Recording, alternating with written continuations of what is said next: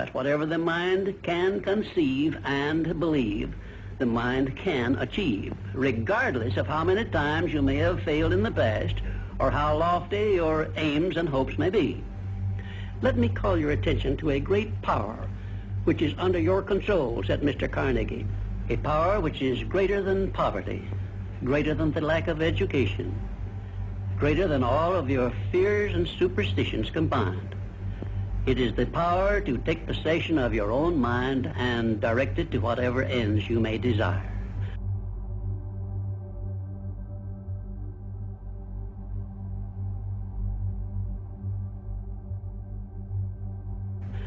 This profound power, Mr. Carnegie continued, is the gift of the Creator, and it must have been considered the greatest of all of his gifts to man, because it is the only thing over which man has the complete and unchallengeable right of control and direction. When you speak of your poverty and lack of education, Mr. Carnegie explained, you are simply directing your mind power to attract these undesirable circumstances, because it is true that whatever your mind feeds upon, your mind attracts to you. Now you see why it is important that you recognize that all success begins with definiteness of purpose, with a clear picture in your mind of precisely what you want from life. Then Mr. Carnegie continued his speech with a description of a great universal truth which made such an impact upon my mind that I began then and there to give myself a new outlook on life and set up for myself a goal so far above my previous achievements that it shocked my friends and relatives when they heard about it. Everyone, said Mr. Carnegie, comes to the earth plane blessed with the privilege of controlling his mind power and directing it to whatever ends he may choose. But, he continued, everyone brings over with him at birth the equivalent of 2 sealed envelopes, one of which is clearly labeled the riches you may enjoy if you take possession of your own mind and direct it to ends of your own choice. And the other is labeled the penalties you must pay if you neglect to take possession of your mind and direct it. And now let me reveal to you, said Mr. Carnegie, the contents of those 2 sealed envelopes. In the one labeled riches is this list of blessings. 1, sound health. 2, peace of mind. 3, a labor of love of your own choice. 4, freedom from fear and worry. 5, a positive mental attitude. 6, material riches of your own choice and quantity. In the sealed envelope labeled penalties, Mr. Carnegie continued, is this list of the prices one must pay for neglecting to take possession of his own mind. 1, ill health. 2, fear and worry. 3, indecision and doubt. 4, frustration and discouragement throughout life. 5, poverty and want. 6, and a whole flock of evils consisting of envy, greed, jealousy, anger, hatred, and superstition. Now, my mission in life is to help you and everyone who needs my help to open up and use the contents of the sealed envelope labeled riches. And the starting point from which you must take off if you wish to write your own ticket from here on out for the remainder of your life, I will describe for you in these simple instructions. 1, procure a neat pocket-sized notebook, or something on the order of this one here, loose leaf affair. And on page 1, write down a clear description of your major desire in life, the one circumstance or position or thing which you will be willing to accept as your idea of success. And remember before you begin writing that your only limitations are those which you set up in your own mind or permit others to set up for you. And 2, on page 2 of your notebook, write down a clear statement of precisely what you intend to give in return for that which you desire from life. And then start in right where you stand now to begin giving. And 3, memorize both of your statements, what you desire and what you intend to give in return for it. and repeat them at least a dozen times daily. And always end your statements with this expression of gratitude for the blessings with which you were gifted at birth. I ask not, O divine providence, for more riches, but more wisdom with which to accept and use wisely the riches I received at birth in the form of the power to control and direct my mind to whatever ends I desire. If you are not too successful or self-satisfied to accept and express this profound prayer, if you accept it and express it in the same spirit of humble sincerity in which I pass it on to you, a new and a better world will reveal itself to you. A world in which you will see reflected the circumstances and the things which you yourself have created.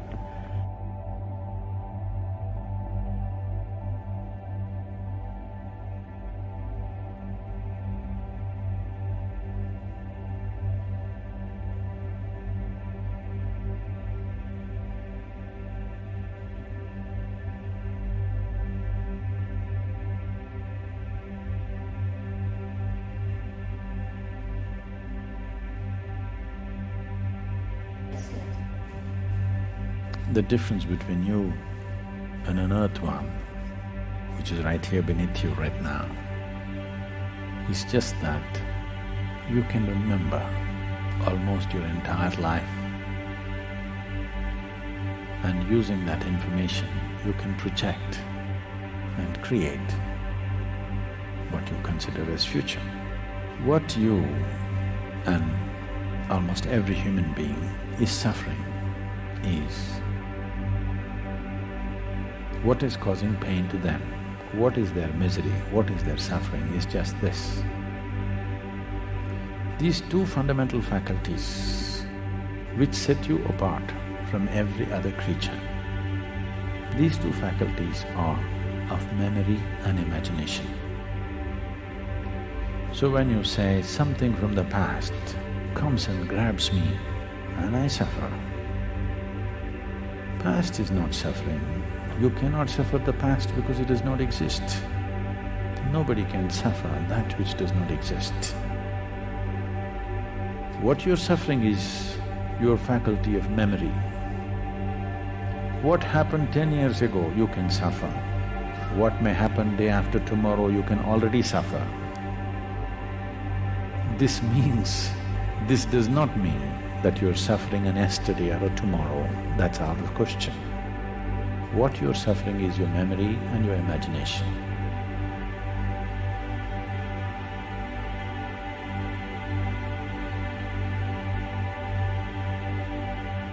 Most men are totally unaware of the creative power of imagination and invariably bow before the dictates of facts and accept life on the basis of the world without. But when you discover this creative power within yourself, you will boldly assert the supremacy of imagination and put all things in subjection to it. When the man speaks of God in man, he is totally unaware that this power called God in man is man's imagination. This is the creative power in man. There is nothing under heaven that is not plastic as potter's clay to the touch of the shaping spirit of imagination. Once a man said to me, "You know, Neville, I love to listen to you talk about imagination. But as I do so, I invariably touch the chair with my fingers and push my feet into the rug, just to keep my sense of the reality and the profundity of things." Well, undoubtedly he is still touching the chair with his fingers and pushing his feet into the rug. But now let me tell you of another one who didn't touch with her fingers and didn't push that foot of hers onto the board of the streetcar. It's the story of a young girl, just turned 17. It was Christmas Eve, and she is sad of heart. For that year, she had lost her father in an accident, and she's returning home to what seemed to be an empty house. She was untrained to do anything, so got herself a job as a waitress. This night is quite late, Christmas Eve. It's raining. The car is full of laughing boys and girls home for their Christmas vacation. And she couldn't conceal the tears. Luckily for her, as I said, it was raining. So she stuck her face into the heavens to mingle her tears with rain. And then holding the rail of the streetcar, this is what she did. She said, "This is not rain, but this is spray from the ocean. And this is not the salt of tears that I taste, but this is the salt of the sea in the wind. And this is not San Diego. This is a ship, and I'm coming into the Bay of Samoa." And there she felt the reality of all that she had imagined.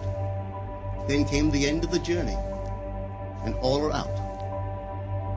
10 days later, this girl received a letter from a firm in Chicago saying that her aunt, several years before, when she sailed for Europe, deposited with them $3,000 with instructions that if she did not return to America, this money should be paid to her niece. They had just received information of the aunt's death and were now acting upon her instructions. 1 month later, this girl sailed for Samoa. As she came into the bay, it was late that night, and there was salt of the sea in the wind. It wasn't raining, but there was spray in the air, and she actually felt what she felt 1 month before, only this time she had realized her objective. Now this whole record is technique. I want to show you today how to put your wonderful imagination right into the feeling of your wish fulfilled, and let it remain there and fall asleep in that state. And I promise you from my own experience, you will realize the state in which you sleep if you could actually feel yourself right into the situation of your fulfilled desire and continue therein until you fall asleep. As you feel yourself right into it, remain in it until you give it all the tones of reality, until you give it all the sensory vividness of reality. As you do it, in that state, quietly fall into sleep. And in a way you will never know, you could never consciously devise the means that will be employed, you will find yourself moving across a series of events leading you towards the objective realization of this state. Now here is a practical technique. The first thing you do, you must know exactly what you want in this world.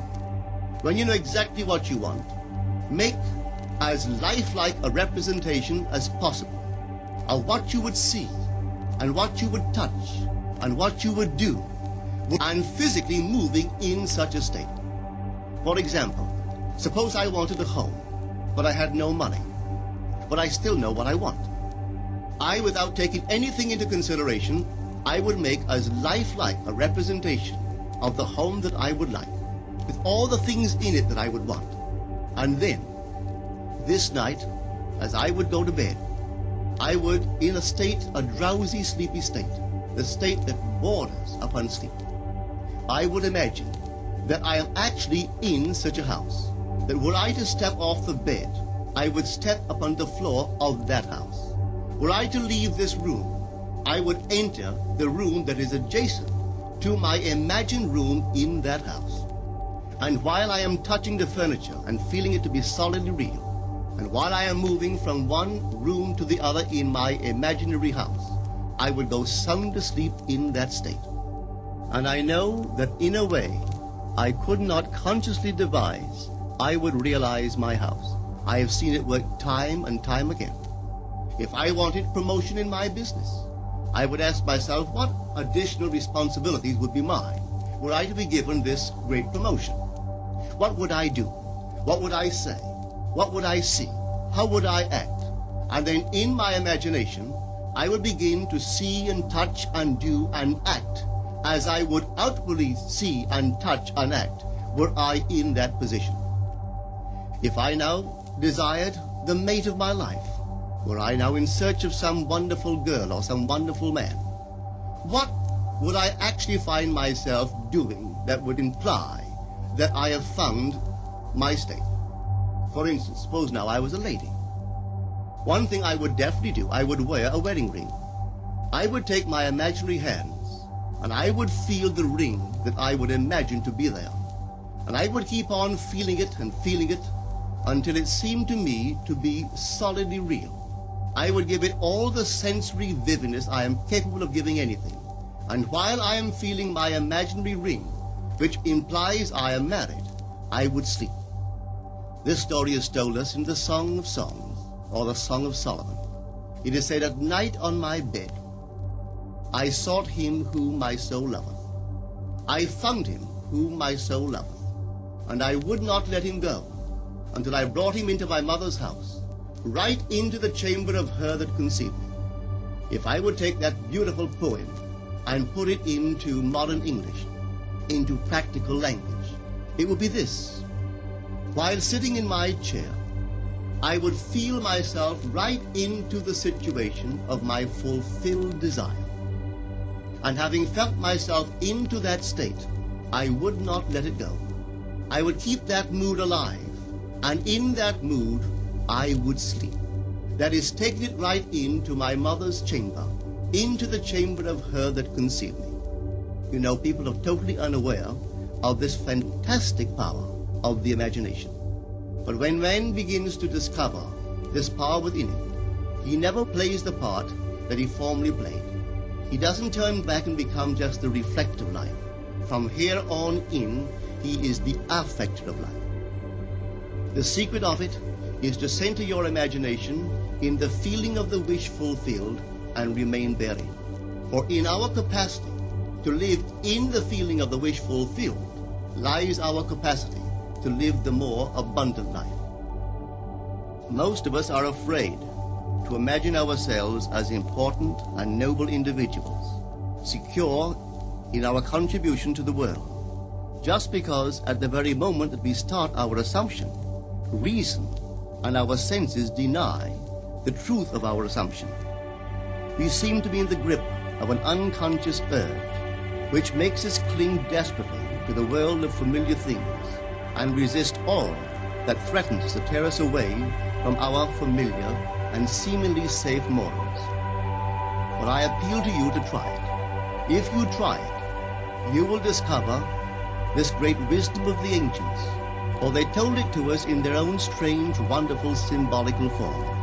But unfortunately, you and I misinterpreted their stories and took it for history when they intended it as instruction to simply achieve our every objective. You see, imagination puts us inwardly in touch with a world of states. These states are existent, they are present now, but they are mere possibilities while we think of them. But they become overpoweringly real when we think from them and dwell in them.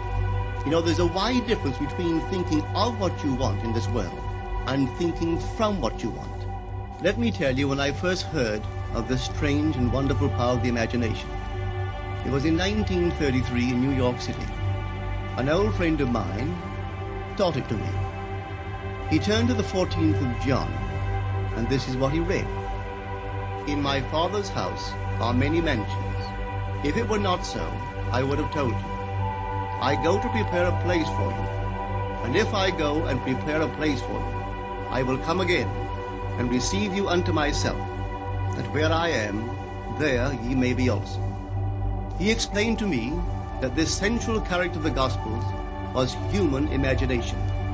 That mansion was not a place in some heavenly house, but simply my desire.